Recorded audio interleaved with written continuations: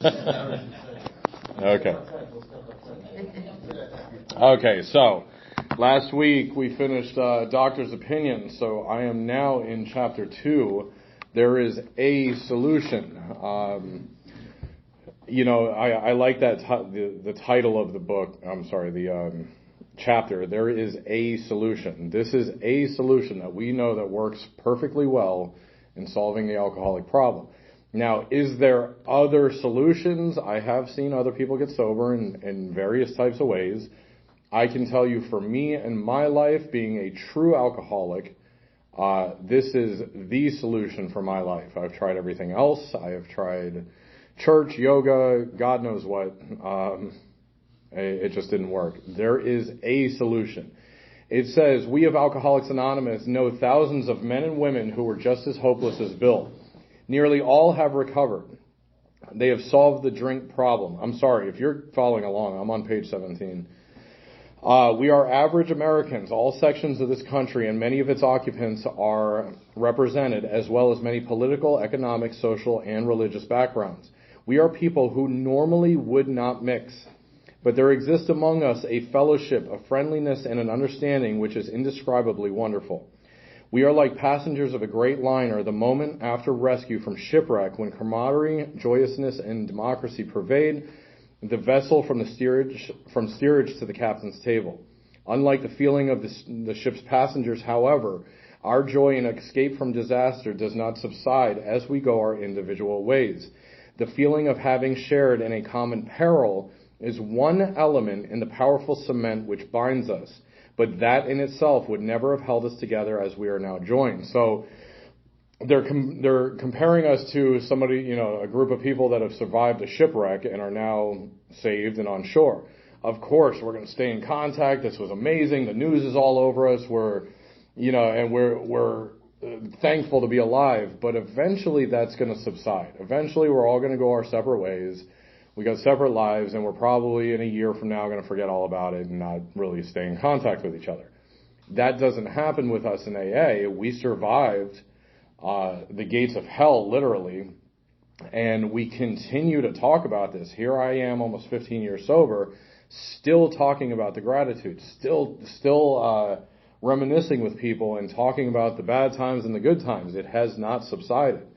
That's something that's amazing. But they say it does not. The feeling of having shared in a common peril is one element in the powerful cement. So coming to meetings, talking on the phone, talking to our sponsor, our sponsees, sharing, speaker meetings, blah, blah, blah, the fellowship is only one element, is what they're telling us. Meeting makers only make meetings. I made the mistake of when I was first introduced to the program, when I was 18, hearing that phrase. That was a big thing back then. Meeting makers make it. Meeting makers make it. And I thought meeting makers make it. And I thought that's all you had to do was make a meeting. I didn't know that there was much more to that. And I get it. We come to meetings to hear the rest of the stuff that we should be doing, but it is a little deceiving, So one element in the powerful cement which binds us. The other element to the fellowship is actually doing the work that we're supposed to be doing. It's like a two-part epoxy. You can't just have one. You got to have both of these that create that sobriety, right? So it says the tremendous fact for every one of us is that we have discovered a common solution. The tremendous fact for every one of us, who's us, the people that sat down and wrote this book, they are saying that they have found a solution. They're about to put it in black and white before us, a recipe for us to follow. We have a way out on which we can absolutely agree and upon which we can join in brotherly and harmonious action. This is the great news this book carries to those who still suffer from alcoholism. So they said that we all agree upon. Nothing went into this book if they did not all agree on it. Okay, if 99 of them said, "Oh well, we stood on our heads in 95, and we think that's helping us stay sober," and one guy said, "Hey, I'm not doing that, and I'm still sober." If they didn't agree on this entire recipe, it did not get put in this book. If you go back to page 227, I think, 227, they give a description of what it was like. I forgot who that chapter is about. but they give a description of what it was like before the book, that they would follow one man's ideas for a while, realize he's wrong, and then jump to another man's ideas. But then on page 229, they talk about what it was like after the book, how this changed. What changed all this? What changed the numbers of people recovering was literally this book. It was the recipe finally put in black and white, something easy for people to follow versus word of mouth, and maybe this might work, and I think this is working, and maybe this is really important. They finally all sat down and made a recipe for us to follow specifically. It goes on to say, an illness of this sort, and we have come to believe it as an illness, involves those about us in a way no other human sickness can. If a person has cancer, all are sorry for him, and no one is angry or hurt. But not so with the alcoholic illness. For with it there goes annihilation of all things worthwhile in life. It engulfs all whose lives touch the sufferers. It brings misunderstanding, fierce resentment, financial insecurity, disgusted friends and employers, warped lives of blameless children, sad wives and parents. Anyone can increase this list. That list, there's another section, I think, in Doctor's Opinion. That always gets me, that warped lives of blameless children and things like that. But it's so true, the annihilation of all things worthwhile in life. I personally have made that sacrifice of literally destroying everything around me. And my last relapse only lasted 4 days. I was 4 months sober. 4 months I was able to build a job, start getting the family back, get a little money in my pocket, start looking a little bit better. But within those 4 days, literally destroyed every single thing, one after another, and all it took was 4 days. And it was worse than it was prior to those 4 months. Talk about annihilation. That time of annihilation gets shorter and shorter and shorter. And then eventually I go off the deep end. I was talking to Howie the other day about being lucky to even be alive. There's no way I would have lasted another year or so, with what I was doing. There's absolutely no way.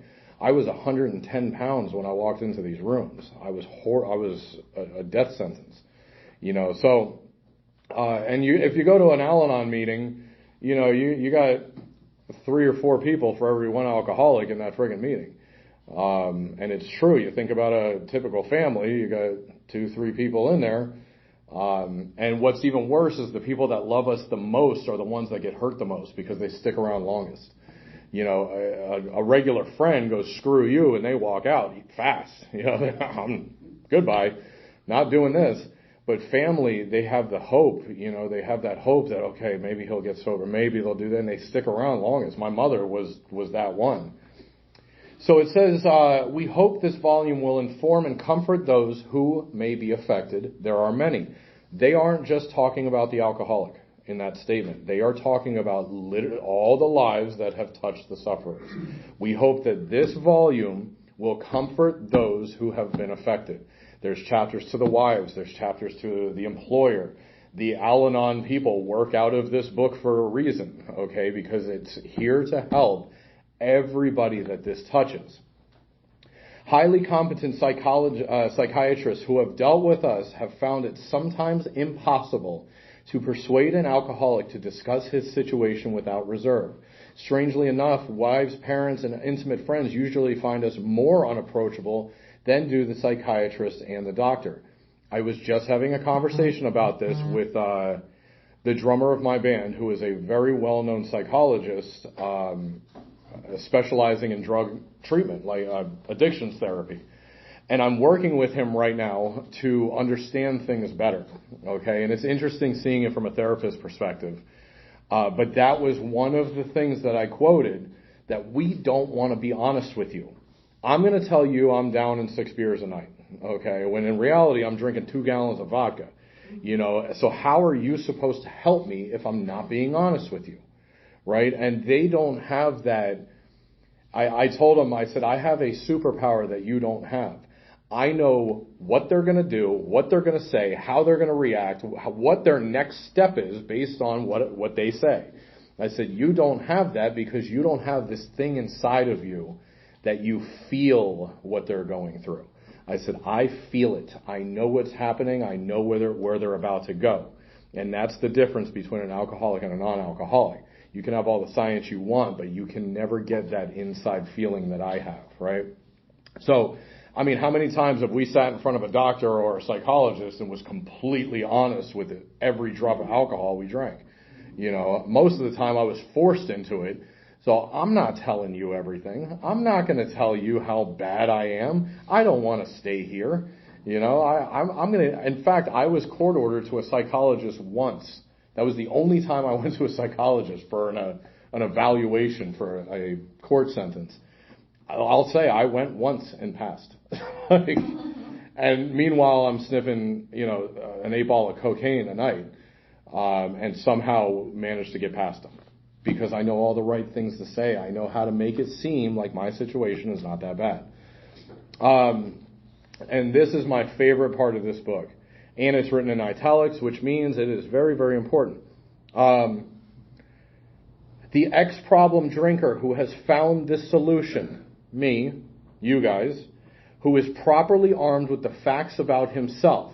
All I need is my story and the facts about myself. That's all I need. Okay? I don't need anything else. I don't need science. I don't need training. I don't need anything. I just need my story. That's it. Can generally win the entire confidence of another alcoholic in a few hours. Until such an understanding is reached, little or nothing can be accomplished. I can win the confidence of another alcoholic simply by telling my story. When I tell another alcoholic, man, those nights of just being up till the birds chirp and hearing those birds in the morning and hearing people start their cars to go to work because they were responsible, and I couldn't even get out of bed because I was so sick and I was so, like, coming down from everything. Normal people do not say things like that. My wife doesn't even know what that means, right? But another alcoholic hears that when all their lives they've had the mothers going, oh, you got to stop for the family, or they've had the friends saying, you got such a great life. Okay, but nobody's telling me how to. Yeah, I know, I got this, I'm going to do this. But the next day I'm right back at it, right? Why? Now I have another alcoholic sitting in front of me saying, I remember those nights of staying up all night, drinking and praying to God when I woke up in the morning that I still had a shot left somewhere, right? So I can get this sickness to go away. That other person goes, oh, nobody else has said something like this to me before, right? They know how I feel. It's like this little like secret passage to get to an alcoholic, right? That the man who is making the approach has had the same difficulty. That he obviously knows what he's talking about. That his whole deportment shouts at the new prospect that he is a man with a real answer. That he has no attitude of holier than thou, nothing whatever, except the sincere desire to be helpful. That there are no fees to pay, no axes to grind, no people to please, no lectures to endure. These are the conditions we have found most effective. After such an approach, many take up their beds and walk again. So, obviously knows what he's talking about. When the story doesn't match the person that's telling the story, there's obviously some sort of miracle that has happened, right? Now, it's one thing, I love this part of my story, that it's one thing when you're talking to somebody who doesn't know you and you tell the story, it's, they're imagining your story. I've had the opportunity to sit with a friend that I ran with, that I ended up sponsoring for a year or so. He's still sober. He decided to go to another fellowship, but he's about 6 or 7 years sober, I think. But I was able to sponsor him in the beginning of his sobriety, and I'll never forget doing step work with him, and he was just staring at me. And I said, what are you looking at? He said, I can't believe you're still alive. And I said, what? And he said, all these years I was sure you were dead. Because we didn't talk for at least 15 years. He said, the last time I saw you, he said, I called our mutual friend and cursed him out for showing you the drugs that you were on. And he said, because I was sure that night you were going to be dead. And he said, I can't believe you're sitting in front of me in the condition that you're in right now. So that right there with this section of the book, And even that third step prayer of bearing witness to somebody, letting them see the contrast between that drug addict, alcoholic, whatever you want to call it, to now somebody who is sitting in front of them, trying to help them, not looking for payment, not looking for anything, no ill intentions, just want to be helpful, is a completely different personality from the person that is in that story. So none of us makes a sole vocation of this work, nor do we think its effectiveness would be increased if we did. We feel that elimination of our drinking is but a beginning. A much more important demonstration of our principles lies before us in our respective homes, occupations, and affairs. All of us spend much of our spare time in the sort of effort that we're going to describe. A few are fortunate enough to be so situated that they can give nearly all their time to the work. I like how they start the paragraph by saying, none of us makes a sole vocation of the work, and at the end of that paragraph they say a few of us are fortunate enough to give all of our time. I don't know why they did that. I don't understand that, but it says if we keep on the way that we're going, there's little doubt that much good will result, but the surface of the problem would hardly be scratched. Those of us who live in large cities are overcome by the reflection of that close by, hundreds are dropping into oblivion every day. Being in South Florida, we can all relate to that thousands, screw hundreds, thousands are dropping into oblivion every single day around here. Many could recover if they had the opportunity that we have enjoyed. How then shall we present which has been so freely given to us? We have concluded to publish an anonymous volume, right here, setting forth the problem as we see it. We shall now bring to the task our combined experience and knowledge. This should suggest a useful program for anyone concerned with the drinking problem. They're talking about hundreds are dropping into oblivion every day. If there was a way that we could present what has so freely given to us, it would help everybody.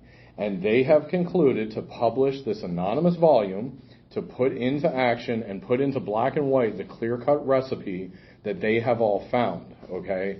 And they're so confident in it that most of these steps, with the exception of 6, 7, and I think 8, they give promises for all the steps. Okay, this is a perfect example. Where the hell are they? Perfect example. That's the 9-step promises. Promises like this show up in most of the steps if you're looking for them. Okay, they come back and they say, here's what to expect if you do these steps the proper way.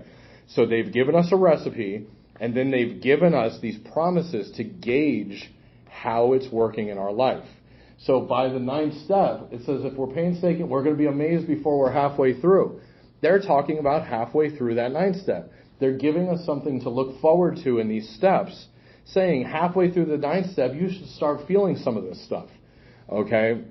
So it's something to look forward to. And like I said, they're so confident that they're giving us results right off the bat. You do this, you're going to get that. Okay? I'm going to stop there. We will continue with this anonymous volume next week. Thanks for letting me share. We are going to